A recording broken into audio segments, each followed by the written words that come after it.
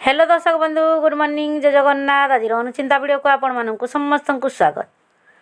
आज वीडियो रे आमे जानिबा झियो मानकर जन्म केउ घरे होई थाई। झियो माने जन्म हेबा पई भगवान केउ घर बाछि थांती। तो आसंतु जानिबा हिंदू धर्म रे झियो माननकु मां लक्ष्मी को रूप बोली मना जाई थाई। आज मध्य हिंदू माने नवरात्रि रे कन्या मानकर पूजा करूछंती, किंतु एही कथा मध्य सत्य अटे कि आज मध्य किछि लोक झियो माननकु बोझ बोली भावन। हिंदू धर्म रे पौराणिक कालरू ही झियो माननकु समान अधिकार दिया गलानी, किंतु ज्ञानर अभाव जोगु किछि लोक झियो माननकु भारर रूप रे देखंती। जेबे सेमाने एहा जानती नाही जे भगवान आपणकु एमिति योग्य करिसंती, तेबे जाई आपणकु पुत्री धन प्राप्त होई थाई। काहींकि ना समस्तंकु भगवान झियो मानकर माता पिता हेबार सौभाग्य प्रदान करि नाहंती। सांग माने आज आमे जेउ समाज रे बंचुछे, आज मध्य से समाज पुरुष प्राधान्य अटे। आज मध्य जेतेबेले झियो मानकर जन्म हुए, अधिकांश घरे दुखर छाया खेली जाए। एहा अन्य किछि नुहे, बरं एहा मनुष्यर अज्ञानता अटे। झियो माननकु बोझ बोली भाबुथांती, किंतु आपण जानिले चमकी जिवे जे सबु घरे झियो माननकर जन्म होई न थाई। जिए भाग्यशाली होई थाए एवं जिए निजर पुण्य कर्म अर्जन करि थाए, बंधुगण पुत्र संतान भाग्यरु मिली थाए, किंतु कन्या संतान सौभाग्यरु मिली थाए। आज आमे आपणकु एहा कहिबु, भगवान झियो माननकु जन्म देबा पई केउ घर बाछि थांती। से सबु केउ पुण्य, जेउ पुण्य द्वारा जे केही झियो माननकर बापा माँ होई थांती। बंधुगण भगवान श्रीकृष्ण को अर्जुन पचारती, हे माधव केउ कर्म द्वारा पुत्री धन प्राप्त होई थाई, अर्थात केउ घरे झियो माननकर जन्म होई थाई। तेबे श्रीकृष्ण अर्जुन को कहिले, हे पार्थ जदि केउ घरे पुत्र जन्म हुए ताहा से माननकर भाग्य जोगु होई थाई, किंतु जदि केउ घरे पुत्री माननकर जन्म होई थाई ताहा से माननकर सौभाग्य परिणत होई थाई। आउ जेउ स्त्री किंबा पुरुष निजर पूर्व जन्म रे किछि पुण्य कार्य करिथिबे, तांकु ही केवल गोटिए कन्यार माता पिता हेबार सौभाग्य प्राप्ति होई थाई। कन्या माननकर जन्म पाई भगवान सही घर को बाछि थांती जिए झियो माननकर भार सही पारिबे। काहींकि ना तीनी लोकरे स्त्री माने अर्थात झियो माने एमिति होई थांती जार भार समस्ते सही पारि न थांती। सबु झियो माने एमिति होई थांती जिए सृष्टि को निरंतर चलाई थांती। माँ हेबा पई निजर सर्वस्व त्याग करि देई थांती। हे अर्जुन जेउ दिन ए सृष्टि रे झियो माने जन्म हेबा अटकी जीव, सेही दिन धीरे धीरे ए सृष्टिर अंत आरंभ होई जीव। काहींकि ना झियो माने न रहिले कहार भी वंश र अग्रगति हेबो नाही। सांग माने आपण माने मध्य केते लोकंक ठारू शुणिथिबे, जेउ घरे झियो माने जन्म होई थांती सेही घर स्वर्ग सहित समान होई थाई। कारण पुओ तो केवल गोटिए कूल को उद्धार करि थाए, किंतु झियो माने तो दुई कूल को उद्धार करि थांती। निजर उत्तर दायित्व निर्वाह करिबा पई झियो माने माता पितांको घर को आसी थांती एवं ससुर घरे गोटिए बहु होई सबु कर्तव्य पालन करि थांती। सांग माने आपण माने एहा मध्य शुणिथिले झियो माने तांको परिवार रे कहार मृत्यु परे पिंडदान करती नहीं, किंतु यह आदौ ठीक नुहे। कारण आपण माने रामायण रे शुणिथिबे प्रभु रामचंद्रंक पिता दशरथंक मृत्यु परे माता सीता अर्थात दशरथंक बहु सीता माँ तांकर पिंडदान करिथिले, जहा द्वारा तांको जन्म मरणर चक्ररू मुक्ति मिली जाइथिला। केवल एतिकी नुहे, हिंदू शास्त्र धर्म रे मध्य कुहा जाइछि कि झियो माने मध्य निज पितांक नाम रे पिंडदान करि पारिबे। ଆଉ ମଧ୍ୟ ଯଦି କୌଣସି ଶ୍ୱଶୁର ଘର ପକ୍ଷରେ କେହି ପୁରୁଷ ନାହାନ୍ତି ତେବେ ସେହି ପରିସ୍ଥିତିରେ ବୋହୂ ମଧ୍ୟ ପିଣ୍ଡଦାନ କରିପାରିବେ।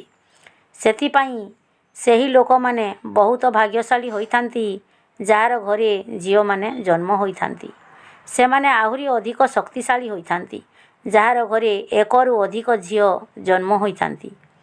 ବୋଧହୁଏ ଏହି କାରଣ ହୋଇଥାଏ ଝିଅମାନଙ୍କୁ ମା ଲକ୍ଷ୍ମୀ ବୋଲି କୁହାଯାଇଥାଏ। କିଛି ଲୋକଙ୍କର ଏମିତି ଭାବନା ଥାଏ କି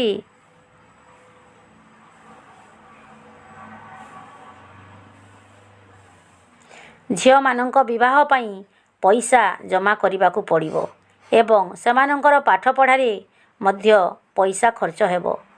ଗରୁଡ଼ ପୁରାଣରେ କୁହାଯାଇଛି ଯେବେ ଆତ୍ମାକୁ ନୂଆ ଜନ୍ମ ମିଳିଥାଏ ତେବେ ଆତ୍ମାକୁ ଶରୀର ଅନୁସାରେ ନିଜର ବ୍ୟବହାର ଦ୍ୱାରା କର୍ମ କରିବାକୁ ପଡ଼ିଥାଏ। ଶରୀର ମାଧ୍ୟମରେ କର୍ମ କରି ଏକ ଆତ୍ମା ନିଜ ଜୀବନର ଉଦ୍ଦେଶ୍ୟକୁ ସାର୍ଥକ କରିଥାଏ। ଗରୁଡ଼ ପୁରାଣରେ ଏହା ମଧ୍ୟ କୁହାଯାଇଛି ଯଦି କାହାର ମୃତ୍ୟୁ ସମୟରେ ସେହି ବ୍ୟକ୍ତି ସ୍ତ୍ରୀକୁ ମନେ ପକାଇ ପ୍ରାଣତ୍ୟାଗ କରିଥାଏ ତେବେ ସେ ପରଜନ୍ମରେ ସ୍ତ୍ରୀର ଜନ୍ମ ନେଇଥାଏ। ଯେଉଁ ଇତିହାସ କହିଥାଏ ସ୍ତ୍ରୀମାନଙ୍କର ଏ ସଂସାରରେ କୌଣସି ମହତ୍ତ୍ୱ ନାହିଁ ତେବେ ସେ ଇତିହାସ ଆମର ହିଁ ନୁହେଁ। ଲକ୍ଷ୍ମୀ, କାଳୀ ଓ ଦୁର୍ଗା ମା ସବୁ ରୂପରେ ନାରୀଙ୍କୁ ସମସ୍ତେ ପୂଜା କରନ୍ତି। ସାଙ୍ଗମାନେ, କୁହାଯାଇଛି ଝିଅମାନେ ପୁଅମାନଙ୍କ ଠାରୁ କମ୍ ନୁହନ୍ତି। ଏହି କଥାର ସତ୍ୟତା ଆମର ଧର୍ମଗ୍ରନ୍ଥରେ ମଧ୍ୟ କୁହାଯାଇଛି। ବଶିଷ୍ଠ ଋଷିଙ୍କ ପତ୍ନୀ ଅରୁନ୍ଧତୀ ବରୁଣଦେବ ଏବଂ ଇନ୍ଦ୍ରଦେବଙ୍କୁ ବ୍ରହ୍ମଜ୍ଞାନ ଦେଇଥିଲେ। ଦ୍ରୌପଦୀ ମଧ୍ୟ ଶାସ୍ତ୍ରବିଦ୍ୟା ଜାଣିଥିଲେ। ଏତିକି ନୁହେଁ, ଦ୍ରୌପଦୀଙ୍କୁ ମଧ୍ୟ ଅର୍ଥଶାସ୍ତ୍ର ଜଣାଥିଲା ଏବଂ ସେ ଯୁଧିଷ୍ଠିରଙ୍କୁ ରାଜକାର୍ଯ୍ୟରେ ସହଯୋଗ କରୁଥିଲେ। ଏହା ମଧ୍ୟ ସତ୍ୟ ଅଟେ କି ହିନ୍ଦୁ ଧର୍ମରେ ପୁଅମାନେ ଝିଅମାନଙ୍କୁ ଇଜ୍ଜତ ଦେଉନାହାନ୍ତି କାରଣ ଦ୍ରୌପଦୀଙ୍କ ବସ୍ତ୍ର ଛୁଇଁବା ମାତ୍ରେ କୁରୁବଂଶର ସର୍ବନାଶ ହୋଇଥିଲା। ମାତା ସୀତାଙ୍କ ହରଣ ମାତ୍ରକେ ସୁନାର ଲଙ୍କା ଧ୍ୱଂସ ହୋଇଯାଇଥିଲା। ରାମାୟଣରେ ଭଗବାନ ରାମ ଶିବଧନୁ ଭାଙ୍ଗିବା ପରେ ରାଜା ଜନକ ସୀତାରାମଙ୍କର ବିବାହ ପାଇଁ ରାଜା ଦଶରଥଙ୍କୁ ନିମନ୍ତ୍ରଣ ପଠାଇଥିଲେ। ଦଶରଥ ସେଠାକୁ ଆସି ଜନକକୁ ପ୍ରଣାମ କରିଥିଲେ। ଆଜିକାଲି ଆପଣ ଦେଖୁଥିବେ ବରପକ୍ଷର ଲୋକ ଅଧିକ ଗର୍ବରେ ରହୁଛନ୍ତି। ସେମାନେ ଝିଅର ମାତାପିତାଙ୍କୁ ସ୍ୱୟଂ ପ୍ରଣାମ କରିବାକୁ ନିଜର ଅପମାନ ଭାବନ୍ତି। ରାଜା ଦଶରଥ ତାଙ୍କୁ ପ୍ରଣାମ କରି କହିବା ପରେ ଜନକ ତାଙ୍କୁ ମନା କରିଥିଲେ। ଅତ୍ୟନ୍ତ ସରଳ ଭାବରେ କୁହନ୍ତି ଆପଣ ବରପକ୍ଷ ଅତ୍ୟନ୍ତ ଶ୍ରେଷ୍ଠ ବଡ଼ ଅଯୋଧ୍ୟାପତି ଦଶରଥ ଅଟନ୍ତି। ଏପରି କରନ୍ତୁ ନାହିଁ। କିନ୍ତୁ ରାଜା ଦଶରଥ କହିଲେ ବଡ଼ ଆପଣ କାହିଁକି ନା ଆପଣ ଦାତା, ମୁଁ ଗ୍ରହୀତା। ମୁଁ ଆପଣଙ୍କ ଠାରୁ ଆପଣଙ୍କ ପୁତ୍ରୀକୁ ନେବା ପାଇଁ ଆସିଛି। ବଡ଼ ଆପଣ ଦାତା। ହଁ ସାଙ୍ଗମାନେ, ଝିଅମାନଙ୍କର ବାପା ମାଆଙ୍କୁ ଗର୍ବ ହେବା ଦରକାର କାରଣ ସେମାନେ ଦାତା ଅଟନ୍ତି। ଶାସ୍ତ୍ରରେ କୁହାଯାଇଛି ଯେତେବେଳେ ଗୋଟିଏ ଝିଅର ବାପା ମା ଝିଅକୁ ଭଲ ପୁଅ ଦେଖି ବିବାହ ଦିଅନ୍ତି ସେତେବେଳେ ତାଙ୍କର 21 ପିଢ଼ିଙ୍କ ମୁକ୍ତି ପ୍ରାପ୍ତ ହୋଇଥାଏ। ସେଥିପାଇଁ ସର୍ବଦା ନିଜ ଝିଅଙ୍କୁ ଭଲ ପାଆନ୍ତୁ କାହିଁକି ନା ଯାହାର ଜନ୍ମ ଦ୍ୱାରା ଆପଣର ପୁଣ୍ୟର ଭାଗୀଦାରୀ ହୋଇଛନ୍ତି। ଗୋଟିଏ ପୁତ୍ରଠାରୁ ମଧ୍ୟ ପୁତ୍ରୀ ଅଧିକ ମାତାପିତାଙ୍କ କଥା ଭାବିଥାଏ। ପୁତ୍ରୀ ମନରେ ନିଜ ମାତାପିତାଙ୍କ ପାଇଁ ପ୍ରେମ ଓ ନିଜପଣ ସବୁବେଳେ ସୃଷ୍ଟି ହୋଇଥାଏ। ଝିଅମାନେ ନିଜ ବାପା ମାଆଙ୍କ ଉପରେ କେବେ ବୋଝ ହୋଇନଥାଏ। ସେମାନଙ୍କର କୌଣସି ସ୍ୱାର୍ଥ ନଥାଏ। ସେମାନେ କେବଳ ନିଜ ବାପା ମାଆଙ୍କ ଏବଂ ନିଜ ଶ୍ୱଶୁର ଘରକୁ ସଜାଡ଼ିବା ପାଇଁ ଜନ୍ମ ହୋଇଥାନ୍ତି। କେତେ ଲୋକ ଏମିତି ହୋଇଥାନ୍ତି କି ଗରିବ ହୋଇ ମଧ୍ୟ ଝିଅମାନଙ୍କୁ ଭଲ ସଂସ୍କାର ଦେଇଥାନ୍ତି। ଗୋଟିଏ ଥର ସ୍ୱାମୀ ବିବେକାନନ୍ଦ ବୈଷ୍ଣବ ଦେବୀଙ୍କ ସିଡ଼ି ଚଢ଼ୁଥିଲେ। ତାଙ୍କ ପାଖରେ ଗୋଟିଏ ଚାଷୀ ନିଜ ଝିଅକୁ କାନ୍ଧରେ ବସାଇ ସିଡ଼ି ଚଢ଼ୁଥିଲା। ତେବେ ସ୍ୱାମୀ ବିବେକାନନ୍ଦ କହିଲେ ବାପା, ତୁମର ଝିଅର ବୋଝ ତୁମକୁ ଭାରି ପଡ଼ୁଥିବ। ତାକୁ ମୁଁ ଉଠାଇ ମାତା ବୈଷ୍ଣୋଦେବୀଙ୍କ ପର୍ଯ୍ୟନ୍ତ ନେଇଯାଉଛି। ତେବେ ଚାଷୀ କହିଲା ଝିଅ କେବେ ବାପା କାନ୍ଧରେ ବୋଝ ହୋଇ ନଥାଏ। ଝିଅ ବାପା କାନ୍ଧରେ ଥିଲେ ବାହାରର ବୋଝ ହାଲୁକା ହୋଇଯାଏ। ଝିଅମାନେ କେବେ ଧନମୁଖୀ ହୋଇନଥାନ୍ତି ବରଂ ସେମାନେ କେବଳ ମାନ ସମ୍ମାନ ଆଡ଼କୁ ଅଗ୍ରସର ହୋଇଥାନ୍ତି। ଆପଣମାନେ ନିଶ୍ଚୟ ଭାବୁଥିବେ କେଉଁ କର୍ମ କରିବା ଦ୍ୱାରା କନ୍ୟାଧନ ପ୍ରାପ୍ତି ହୋଇଥାଏ। ସାଙ୍ଗମାନେ ଗରୁଡ଼ ପୁରାଣ ଅନୁସାରେ ଯେଉଁ ମନୁଷ୍ୟ ସର୍ବଦା ପୁଣ୍ୟ କରିଥାଏ, ଦାନ ଧର୍ମ କରିଥାଏ, ତାଙ୍କୁ ଆଗାମୀ ଜନ୍ମରେ ସ୍ତ୍ରୀ ରତ୍ନ ପ୍ରାପ୍ତ ହୋଇଥାଏ।